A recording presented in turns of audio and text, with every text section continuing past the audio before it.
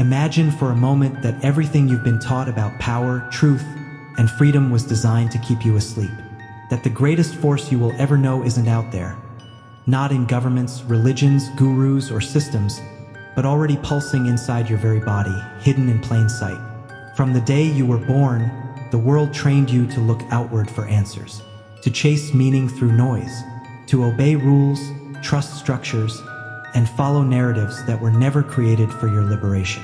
But buried deep inside you, at the base of your spine, there is something ancient, something raw, something that has been called myth, superstition, and even danger.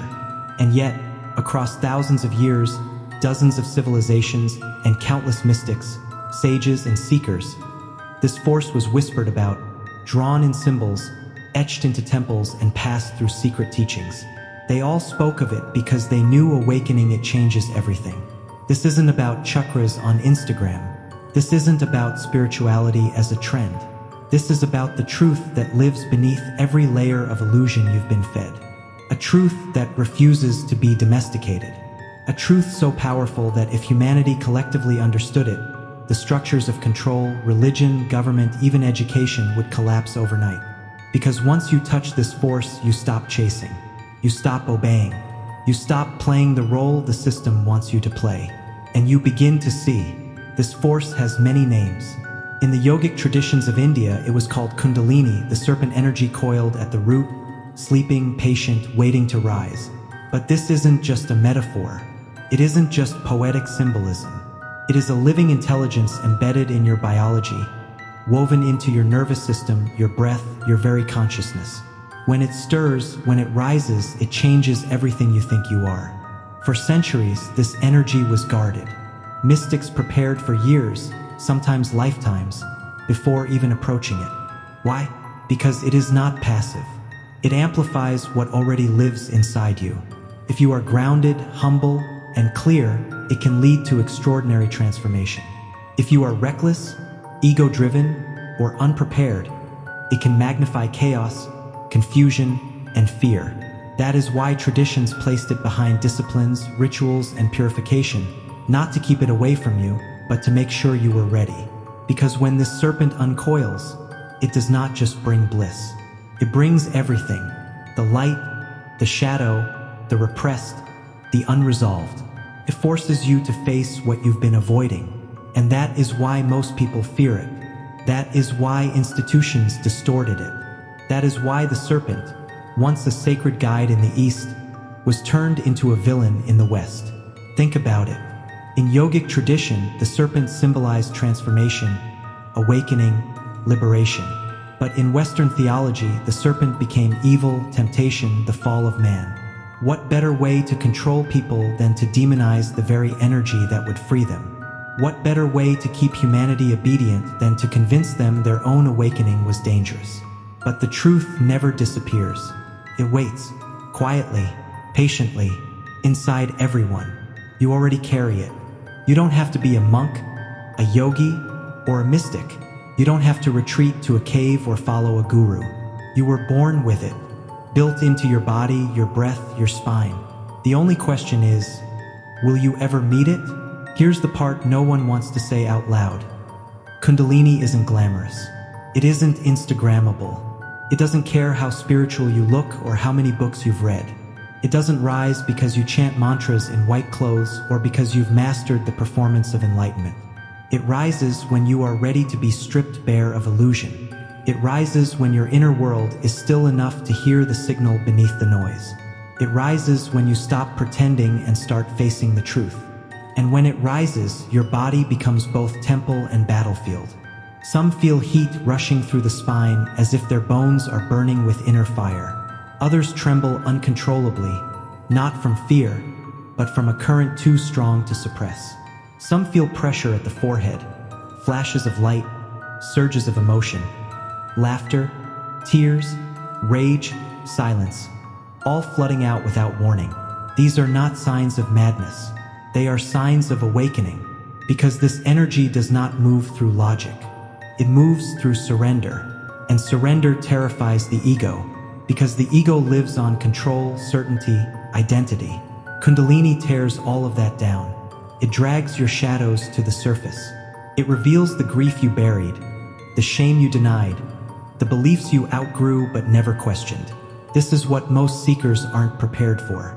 They come chasing fireworks, bliss, and ecstasy, but instead they are handed their own unhealed pain. That is the real initiation. That is why the ancients said this path is not for the faint of heart. But if you can endure the storm, if you can stay steady in the unraveling, something extraordinary happens. The illusions collapse, and what remains is not some idealized version of you, floating above reality. What remains is the real you, awake, embodied, fully alive. A being who no longer confuses obedience for safety. A being who no longer bows to fear, conformity, or superficiality. A being who sees with clarity, feels with depth, and lives with presence. This is why Kundalini was never mass-marketed in ancient times. It was protected, respected, and prepared for. But in the modern world, it has been packaged as a product, workshops, weekend activations, instant enlightenment. That is not awakening. That is performance. Real Kundalini is not entertainment. It is transformation.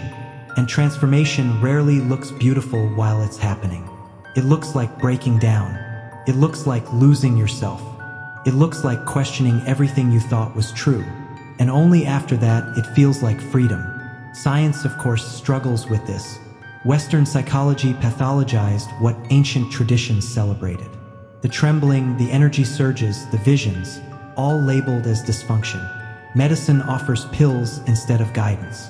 Education never mentions it. Why?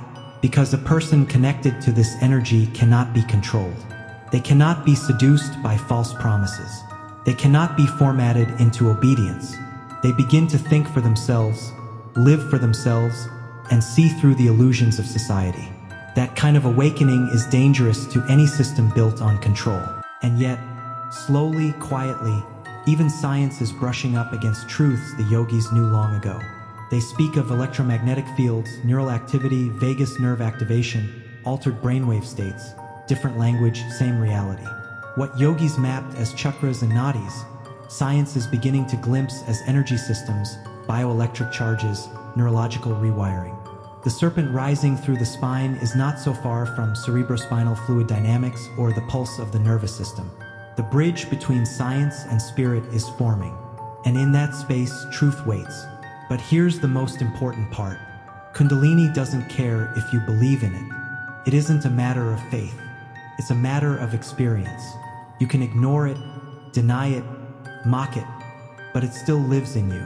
And one day, whether through discipline, accident, or divine timing, it may stir. The only question is, will you be ready? Because preparation is everything. The ancients didn't practice yoga, meditation, or silence to perform spirituality. They did it to prepare the vessel, to purify the body, not through punishment, but through devotion, to still the mind so that when the serpent rose, they could witness it without drowning in it, to make space in the nervous system, the breath, the heart, for the fire to move through without burning everything down. And preparation isn't perfection. It doesn't mean being flawless. It means being honest. Can you face your emotions instead of suppressing them? Can you forgive the parts of yourself you've hidden? Can you sit in stillness without reaching for distraction? These are the real initiations. Because when Kundalini rises, it magnifies whatever is already inside you. If you are grounded, it grounds you deeper. If you are chaotic, it shows you the chaos you've ignored. If you are ready, it transforms you. And when transformation comes, integration begins. Because awakening isn't the end. It's the beginning of a new way of living. After the fire, after the tears, after the breakdown, comes the question, how do I live now? And the answer is not given.